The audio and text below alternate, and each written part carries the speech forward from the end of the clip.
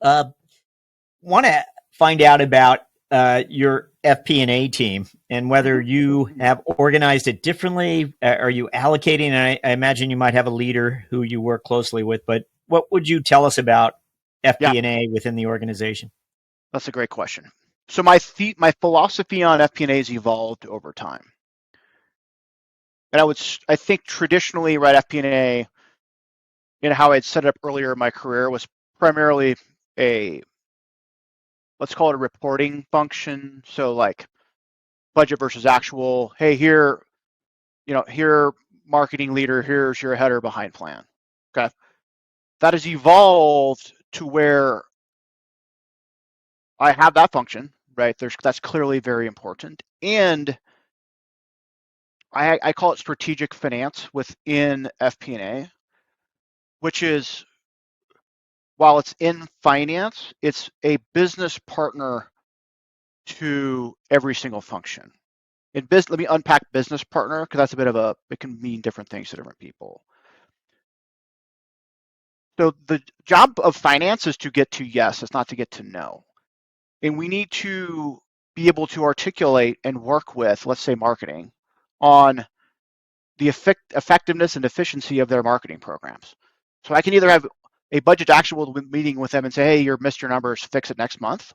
Or I can have my financial analyst who's with them every day, understanding the levers, running an analytics for them. And it takes a while to build trust, right? Because I think initially they think FP&A is like the guardrails, and there's the no people. You have to build trust with them to where one day you show up and say, hey, marketing person, you need to spend more money over there because this is a huge ROI. Like that's the light bulb moment, I think, for your business partners when they realize that you're not there to like be the policeman. You're there to actually help them. So back to your FP&A point, I have the core budget to actuals function and folks who are embedded with the business who are like just almost like fluid. It's almost like water, fluid within the business to help them be thinking about how to optimize their individual businesses, because the finance team understands the master plan I talked about, right? We know all the metrics we need to look like for the next 5 years. They can they know all of that, so they can literally help all of the functions get to the place we need to go. Thank you for those. We're going to move to Yeah, our finance strategic moment question, where we sure. ask you just to look Yes. back in time and share with us a Yeah. moment of insight that you experienced. Anything come to mind? Yeah. So I would say my last so I have done my four CFO jobs. They've all been private equity except for one. I did a startup my last gig. Literally moved from outsourced QuickBooks to NetSuite to, grew up in the world. We raised 2 rounds of funding, raised 175 million. I mean, like literally 0 to 1. Very interesting ride, very high growth. Through that journey, uh, built all of the KPIs from ground up. Because usually when you come into a CFO job, they hand off the systems to you. So we built it from scratch. And then at the end, I was actually COO and president. So I was actually running sales, rev ops, operations. So those both in themselves, I think, are interesting strategic experiences for me. I think the thread of magic, if you will, is, I'm going to call it, distilling it all into all of the stuff, what the investors think, what the business model says, KPIs, all of this into a uh, business algorithm. Okay, which is, not all numbers are created equal. You really need, as a CFO, to be able to partner with your team and understand there's a lot of stuff going on. What are the one or two or three things that will really inflect this business equation to drive outcomes in the business?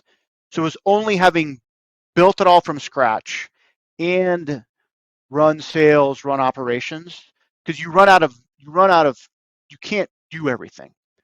So I need to distill this whole thing into a business equation to really understand what are the two or three or four metrics that will have an outsized impact to the velocity of this business, and only focus on those. We would like you to look forward the next 12 months and share with us what your priorities are as CFO Yes. of xactly. Yep. So since we've done the hard work, I think we've defined the business equation. We know all of our key metrics, sales and marketing, like all the metrics. I'm really focused on execution. And for me, that's organizational health. That is the health of my team, but that starts also with me as a leader. So I'm very disciplined around taking care of myself.